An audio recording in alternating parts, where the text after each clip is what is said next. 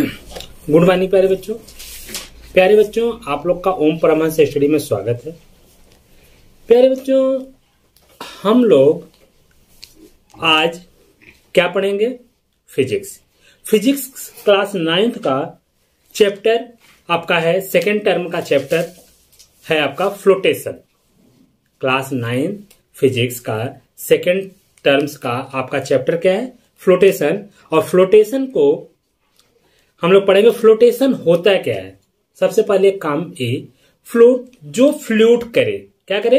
जो फ्लूट करे, जो एयर में फ्लूट करे, लिक्विड पे फ्लूट करे, जो फ्लूट करे उसी क्या कहते हैं? फ्लोटेशन। अब फ्लूट करने का मतलब तैरना।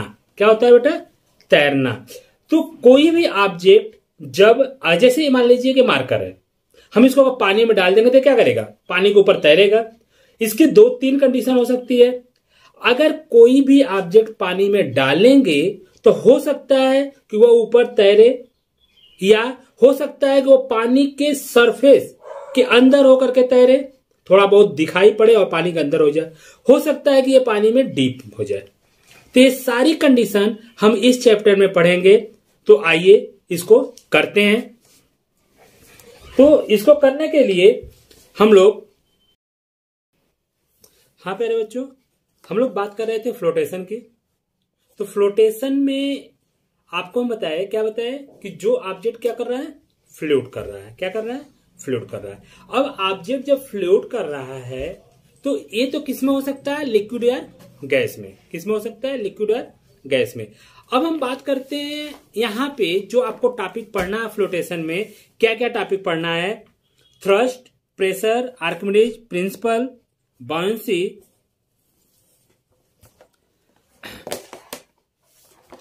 ठीक, और आपका डेंसिटी और रिलेटिव डेंसिटी। तो इतने टॉपिक्स आपको पढ़ने हैं। तो अब इस टॉपिक के बाद में बात करते हैं, पहला बात करते हैं हम थ्रस्ट की। तो बेटा थ्रस्ट क्या है? आइए इसकी डिफिनेशन देखते हैं।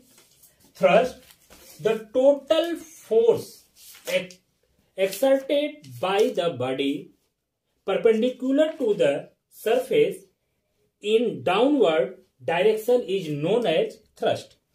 मीन्स कोई भी ऑब्जेक्ट, जैसे मान लेते हैं कि कोई भी ऑब्जेक्ट हो, जैसे इस ऑब्जेक्ट को हम मान लेते हैं किसी मेज के ऊपर हम रख दें। कहां रख दें? मेज के ऊपर हम इसको रख दें। तो ये मेज के ऊपर जब इसको हम रख देंगे तो हमें क्या देखते हैं कि ये कितना इस पे फोर्स अप्लाई करेगा? कितना इस पे फोर्स अप्लाई करेगा? तो ये मान लेते हैं इसका मास कितना है? m है। मास कितना है? m है। और एक्सेलरेशन ड्यू टू ग्रेविटी, अगर इस पे g काम कर रहा है तो इसका वेट जो काम करेगा, कितना काम करेगा बेटा? mg। कितना काम करेगा? mg। तो कोई भी ऑब्जेक्ट किसी के ऊपर या किसी पर कितना अपथ्रस्ट, मतलब थ्रस्ट फोर्स, कितना थ्रस्ट अप्लाई करेगा, जितना उसका वेट होगा। क्या होगा? जितना उसका वेट होगा उतने ही वो अप्लाई करेगा।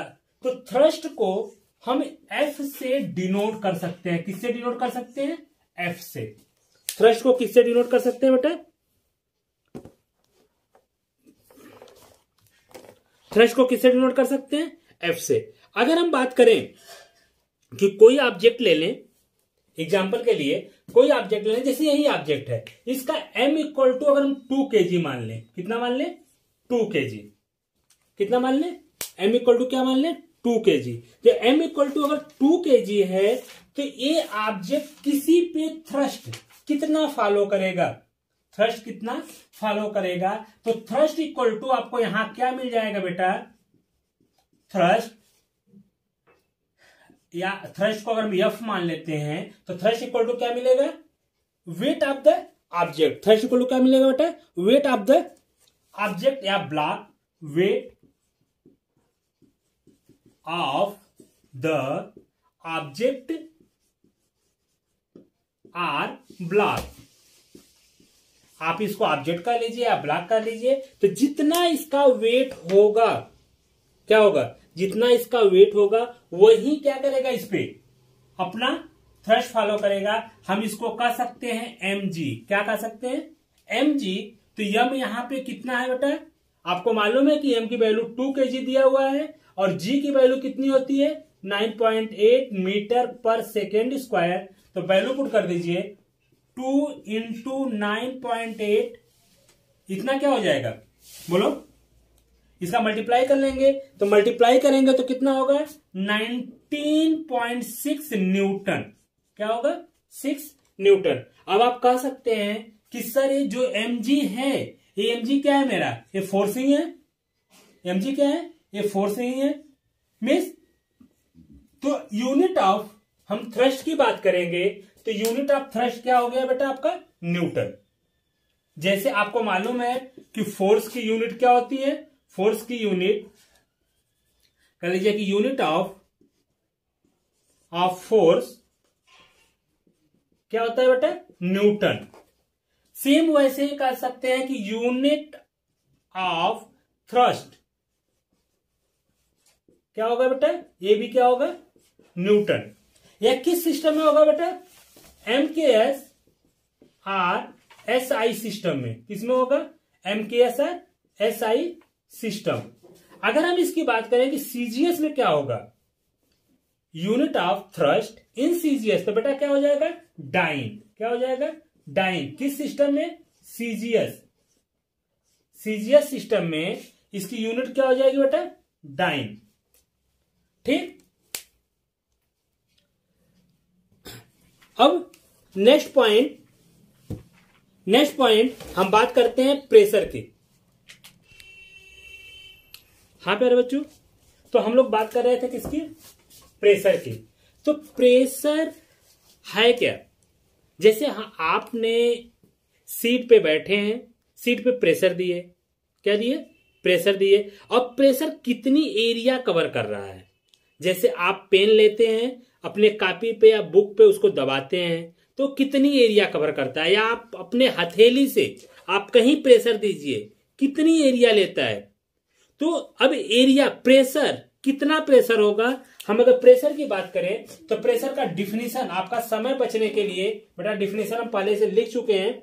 आइए, pressure thrust acting on unit area, thrust acting on unit area. अभी आपको बताया कि थ्रस्ट क्या है, फोर्स है। थ्रस्ट क्या है, फोर्स है। तो thrust acting on unit area of a surface is called pressure. Thrust acting on unit area of a surface is called pressure. या दूसरे डिफिनेशन को लिखे हम फार्मूले के अकॉर्डिंग, तो कह सकते हैं pressure is defined as the force acting perpendicular on unit area of the surface. दूसरी डिफिनेशन फिर से देख लीजिए, pressure is defined as the force acting perpendicular on unit area of the surface is called pressure. Pressure is denoted by P। Pressure is denoted by P। Pressure को हम किससे denote करते हैं बेटा, P से। किससे डिनोट करते हैं, कैपिटल P से। अब हम बात करें कि आप किसी ऑब्जेक्ट पे प्रेशर दीजिए, जैसे आप देख रहे होंगे एक कील आपको दिखाई पड़ रही होगी, ठीक। इस कील का जो ए है पोर्शन, ये क्या है, शार्प है। एक कील का पोर्शन क्या है, शार्प है। जो एक कील का पोर्शन शार्प है, तो अगर इसको कहीं वाल में अगर पुश करेंगे तो आसानी से धस जाएगा। लेकिन अगर इधर वाले को पुश करेंगे, देखो ये क्या है, इसके कंपेरिजन में क्या है, चौड़ा है। तो जब इसको प्रेशर देंगे तो कौन आसानी से धसेगा कील में, वाल में, ए वाला पोर्शन, ठीक। तो इसके अकॉर्डिंग हम कह सकते हैं कि इधर पे प्रेशर क्या होगा, कम प्रेशर पे ज्यादा वर्क होगा, इधर पे आपको ज्यादा प्रेशर देना होगा, ठीक, ज्यादा फोर्स लगाना होगा, तब कम प्रेशर होगा। तो इसके अकॉर्डिंग अगर हम बात कर लें किसकी, नाइफ की, चाकू की।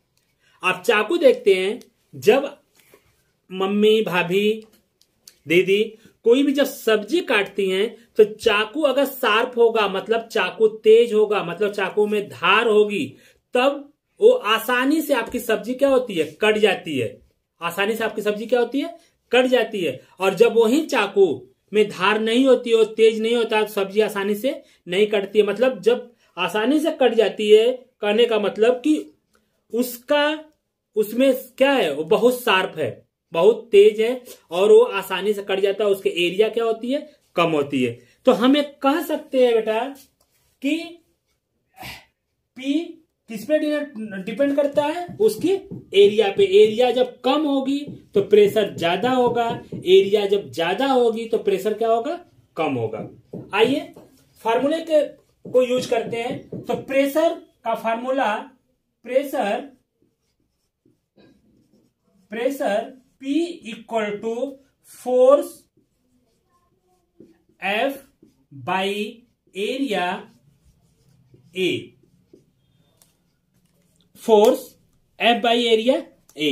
हम इसी को कह सकते हैं, फोर्स को अभी थ्रस्ट कह रहे हैं, इसे thrust by area, thrust by area. या हम इसी को शॉर्ट में लिख सकते हैं P equal to F by A. P equal to F by A, क्या लिख सकते हैं, P equal to F by A. ठीक बेटा, तो आपका ये फार्मूला हो गया pressure P equal to force F by area A, या इसको कह सकते हैं थ्रस्ट बाई एरिया, या इसको शॉर्ट में लिख सकते हैं P equal to F by A. ठीक, अब हम बात करते हैं यूनिट ऑफ प्रेशर। क्या बात करते हैं बेटा, यूनिट ऑफ प्रेशर। तो यूनिट ऑफ प्रेशर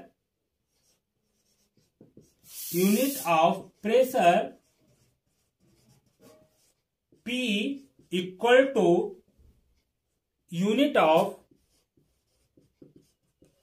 फोर्स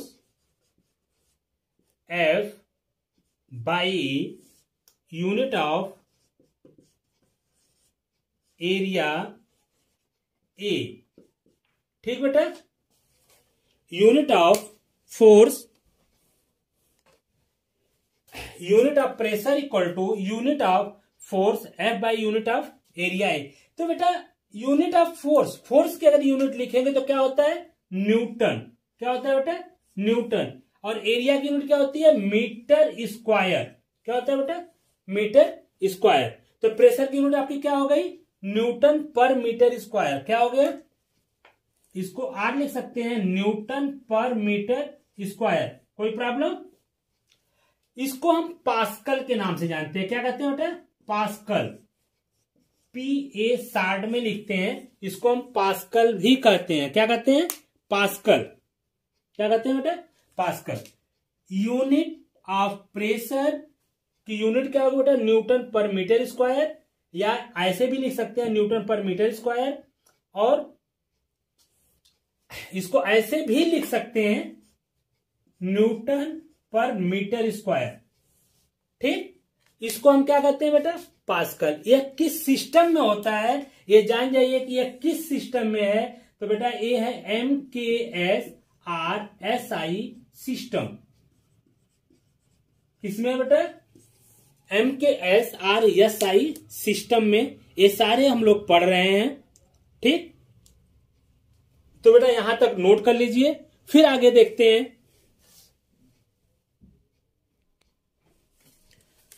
हाँ बेटा, देखो definition of pascal. Definition of pascal ये क्या होता है बेटा, pascal is defined as the pascal is defined as the pressure exerted by 1 newton force acting perpendicular to the surface of 1 metre square area. Means जो formula अभी हम लोग पढ़े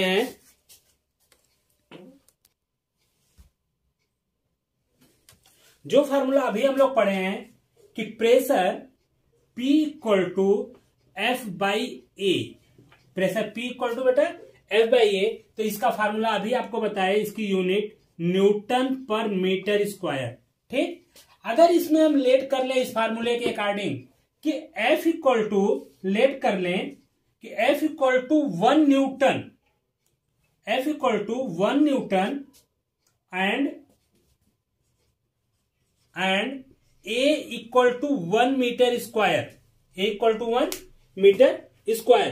तो प्रेशर क्या हो जाएगा बेटा आपका, pressure P equal to 1 newton by 1 metre square equal to 1 pascal.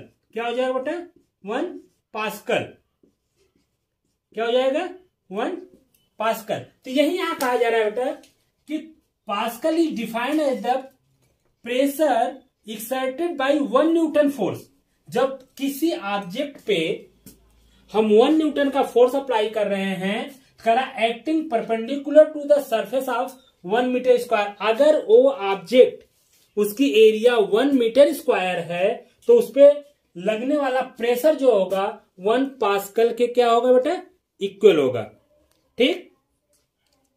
अब एग्जाम्पल के लिए अगर हम बात कर लें, किसके लिए, एग्जाम्पल के लिए, कि आप एग्जाम्पल में देखते हैं कि प्रेशर कम करने के लिए, प्रेशर कम करने के लिए जो रेलवे ट्रैक होती है, रेलवे ट्रैक देखें आप लोग, ये रेलवे ट्रैक है, इसके बीच में ये स्लीपर लगे होते हैं। कैसा लगा होता है, ये स्लीपर लगा होता है ना बेटा, ये क्या लगा होता है, ये स्लीपर लगा होता है। ये स्लीपर क्यों लगाए जाते हैं, और आप देखेंगे कि इसके नीचे गिट्टी पड़ी होती है। क्या पड़ी होती है, गिट्टक पड़ा होता है।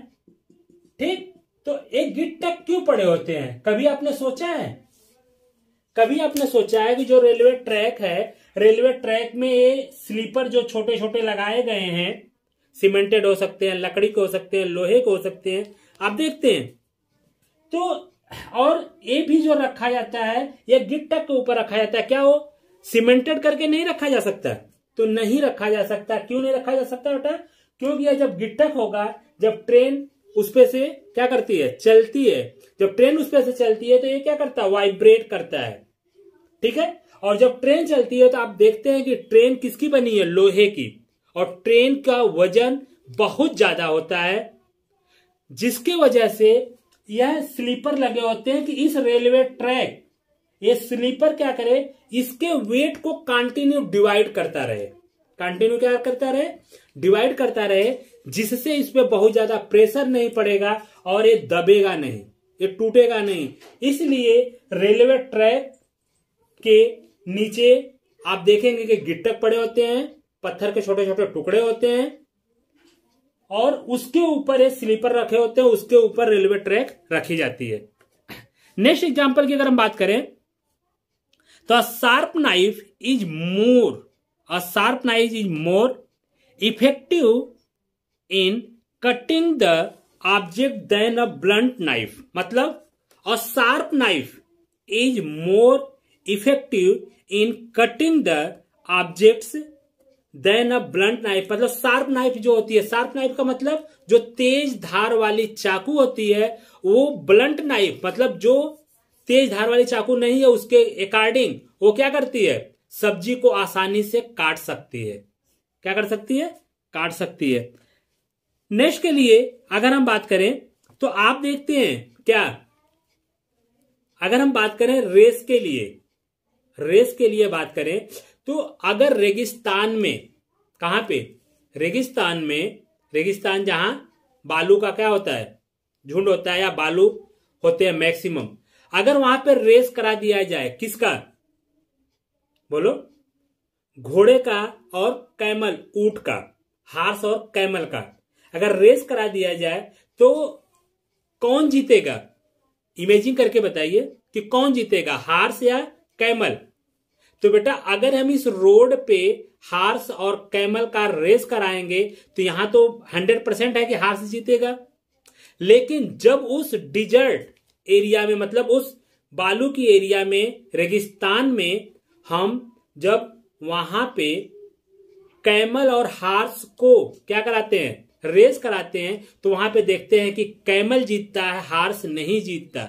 इसका रीजन क्या है कि हार्स के पैर छोटे छोटे होते हैं, हार्स के पैर क्या होते हैं, छोटे छोटे होते हैं, और कैमल के पैर के तलवा क्या होते हैं, बड़े बड़े होते हैं, जिसके कारण कैमल का पैर का गद्दा जो है, वो तलवा जो है उसका चौड़ा होता है, और जब बालू पे रखते हैं तो वो नहीं धंसते। लेकिन आपका हार्स जो होता है, जैसे बालू पे रखता है, उसका पैर क्या होता है, उसमें धंस जाता है और वो रेस नहीं कर पाता, और कैमल वहां जीत जाता है।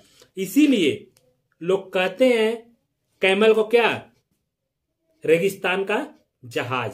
कैमल को क्या कहते हैं बेटा, रेगिस्तान का जहाज। तो इस टाइप से हम आज के टॉपिक में आपको हम क्या बताए, thrust and pressure. Flotation chapter में आपको क्या टॉपिक लिया हम, थ्रस्ट एंड प्रेशर। फिर नेक्स्ट अगले टॉपिक की हम बात करेंगे, लेकिन उसके साथ साथ अगर हम थ्रस्ट पे कोई एक आध दो एग्जाम्पल आपको बता दें, तो अब देखिए मान लेते हैं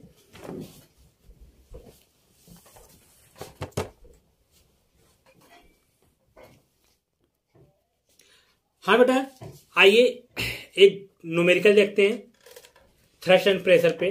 तो आइए जो न्यूमेरिकल देखते हैं। न्यूमेरिकल क्या है, find pressure when a thrust of 20 Newton is applied on a surface area of 10 semi square. क्या है बेटा, 10 सेमी स्क्वायर। आप यहां लिख दीजिए सोल्यूशन। ठीक, अब देखिए थ्रस्ट कितना दिया बेटा, थ्रस्ट मतलब फोर्स कितना दिया बेटा, 20 न्यूटन। और बेटा एरिया कितना दिया है, कितना दिया है, 20 सेंटीमीटर स्क्वायर। बेटा एक चीज हमको ये बताइए आप लोग कि यार 20 सेंटीमीटर स्क्वायर दिया है, इसको हमको किसमें करना है, मीटर स्क्वायर में। किसमें करना है, मीटर स्क्वायर में। तो आइए आपको मालूम होगा कि 1 मीटर इक्वल टू 100 सेंटीमीटर, ये आपको पता है। तो 1 मीटर स्क्वायर इक्वल टू क्या हो जाएगा बेटा, 100 इंटू 100 सेंटीमीटर स्क्वायर। ठीक, कोई प्रॉब्लम। यहां क्या दिया है, सेंटीमीटर स्क्वायर, तो हम लिख सकते हैं or 1 centimetre square equal to, देखो इसका क्या करेंगे, हम इधर डिवाइड कर देंगे, कितना होगा बोलो, 1/10⁴ कितना, मीटर स्क्वायर। देखिए क्या किया हम यहाँ पे, ये कितना है, हम इसको ए भी लिख सकते हैं, कितना, 10⁴ सेंटीमीटर स्क्वायर लिख सकते हैं। देखो 10⁴ सेंटीमीटर स्क्वायर। तो 1 सेंटीमीटर हमको चाहिए, तो क्या करेंगे, इसको इस वाले को इधर क्या करेंगे, डिवाइड कर देंगे, वही यहां लिखे हैं। इसको ए भी लिख सकते हैं, 10⁻⁴ मीटर स्क्वायर। क्या लिख सकते हैं बेटा, 10⁻⁴ मीटर स्क्वायर। ठीक, आइए यहां पे पुट कर लीजिए, तो कितना होगा, 20 इंटू 10⁻⁴ मीटर स्क्वायर। कोई प्रॉब्लम। अब देखिए फार्मूला आप पढ़े हैं कि pressure P equal to F/A। तो pressure P equal to F/A, तो F की वैल्यू कितनी है बेटा, 20/20 इंटू 10⁻⁴। 20 से 20 क्या होगा, कैंसिल। 10⁻⁴ को जब ऊपर लेकर जाएंगे तो कितना हो जाएगा, 10⁻⁴ क्या, पास्कल। 10⁻⁴ क्या होगा बेटा, पास्कल। यही आपका क्या हो जाएगा मेरा लल्ला, आंसर।